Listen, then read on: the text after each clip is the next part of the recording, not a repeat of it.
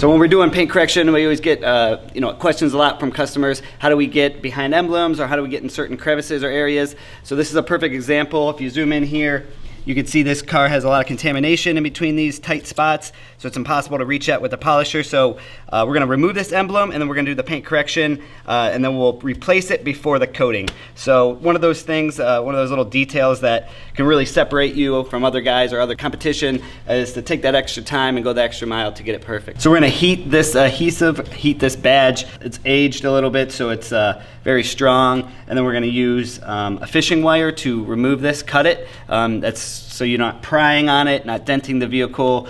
It's the safest way to remove a badge. You can use wet steam or heat. We're using a dry heat gun right here. Both are good.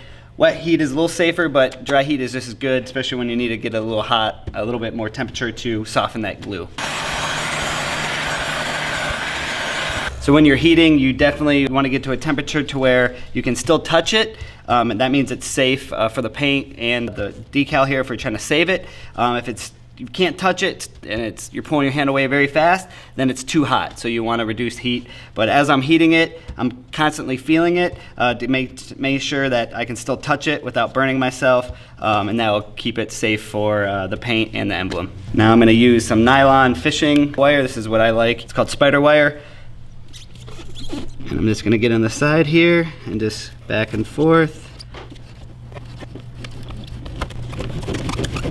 A good and efficient way to remove the adhesive left over when you're debadging or replacing your badges is this 3M stripper wheel. So it's made for removing, this glue. It definitely takes a little bit to get comfortable with it, but it is safe. Just don't hit any plastics that are surrounding the paint. Keep it flat, and a slower speed. Don't go really, really fast. But it's the most efficient way. I've done all the methods. This is the best method.